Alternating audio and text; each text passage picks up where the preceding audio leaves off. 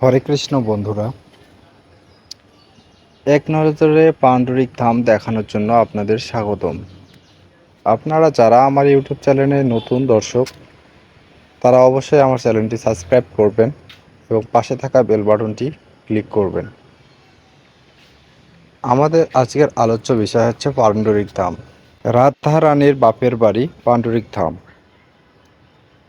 শ্রী পাণ্ডুরিক ধাম সনাতন ধর্মাবলম্বীদের জন্য এক মহান তীর্থস্থান। কেননা স্বয়ং রাধারানীর পিতা পাণ্ডুরিক, যিনি দাপর যুগে বৃষভানু মহারাজ ছিলেন, তার জন্মস্থান হচ্ছে পাণ্ডুরিক ধাম। চৈতন্য চরিতামৃত থেকে প্রমাণিক কিছু তথ্য। শ্রীকৃষ্ণের অত্যন্ত প্রিয় বিদ্যানিধি পাণ্ডুরিক প্রেমনিধি নামে খ্যাত। পূর্বাঞ্চলের চাটিগ্রাম নামে একটি এলাকায় ঈশ্বরের কৃপা আশীর্বাদ পাণ্ডুরিক বিদ্যমান অবতীর্ণ হয়ে সেই স্থান ধনান্বিত করেন। চলুন না দর্শন করে আসি এই তীর্থস্থান ভূমি শ্রী শ্রী পাণ্ডুরিক ধাম। এই শূন্য তীর্থ ভূমি শ্রী শ্রী পাণ্ডুরিক ধাম। শ্রী শ্রী পাণ্ডুরিক ধাম বিদ্যানিধি ঠাকুরের নাম অনুসারে ধামের নামকরণ করা হয় পাণ্ডুরিক ধাম। শ্রী চৈতন্য মহাপ্রভু পাণ্ডুরিক বিদ্যানিধিকে বাপ বলে সম্বোধন করতেন। ইস্কন আচার্য দেবদের অত্যন্ত শীল শ্রীমৎ জয়প্রতাকা স্বামী গুরু মহারাজ প্রথম এই পাণ্ডুরিক ধাম থেকেই বাংলাদেশের মন্দির ভিত্তিক প্রচার কার্যক্রম শুরু করেন। ইস্কন এর মন্দির তথা স্থানের দায়িত্ব পাওয়ার পর এই ধামের বহুবিধি উন্নয়ন কার্য সাধিত হয়। তার মধ্যে পাণ্ডুরিক বিদ্যানিধির ভজন কুঠির সংস্কার, বিশাল নাট্যমন্দির তৈরি, জয়প্রতাকা স্বামী মহারাজ কর্তৃক অপূর্ব মনোহর বিগ্রহ স্থাপন, শ্যামকুণ্ড, রাধাকুণ্ড, গিরিগোবর্ধন ও সর্বতীর্থ পরিক্রমা স্থাপন, অতিথিশালা, বিশাল প্রসাদ কক্ষ, দৃষ্টিনন্দন প্রভুপাদ মন্দির এবং বাংলাদেশের প্রচারকার্যের অন্যতম পুরনো নিষ্ঠুর প্রভু কর্তৃক স্থাপিত মহা উৎসব মঞ্চ ইত্যাদি। এই পাণ্ডুরিক ধামে অনেক ছোট ছোট দেখার মতো মন্দির রয়েছে, যেখানে আপনাদের মন মুগ্ধকর করে তুলবে। আপনারা যারা এখনও এই পাণ্ডুরিক ধাম পরিদর্শন করতে আসেননি, তারা অবশ্যই চট্টগ্রাম শহরে এসে পাণ্ডুরিক ধাম মন্দিরগুলো দর্শন করে যাবেন। এখানে আসলে আপনার মন অত্যন্ত আনন্দিত হবে এবং আপনি অত্যন্ত গর্ব করে বলতে পারবেন, আমাদের বাংলাদেশের চট্টগ্রামে হাটাজারির পাশেই এই মন্দির অবস্থিত। এই মন্দিরে আসলে আমার মনটা যেন অতি শিহরিত হয়ে ওঠে। এই মন্দিরে সব সময় সংকীর্তনে মাতিয়ে থাকেন ভক্তবৃন্দরা। এখানে অনেক দূর দূরান্ত থেকে ভক্তবৃন্দ আসে পরিক্রমা করার জন্য। দেখতে পাচ্ছেন অনেক ভক্তবৃন্দ এখানে কীর্তন শ্রবণ করতেছেন এবং পাশে অনেকগুলো ছোট ছোট মন্দির রয়েছে, যেগুলোতে বিভিন্ন রকম প্রতিমার ভাস্কর্য রয়েছে। এখানে যেটা দেখতে পাচ্ছেন, এখানে 108 বার আপনারা হরে কৃষ্ণ মন্ত্র জপ করে প্রদক্ষিণ করবেন। এখানে অনেক সুন্দর সুন্দর অনেক পুকুর রয়েছে, যেখানে মা মনসা অবস্থান করতেছেন। তো চলুন আপনাদের সবাইকে আমি দেখাই ভিডিওটি, আর বেশি কথা বলবো না।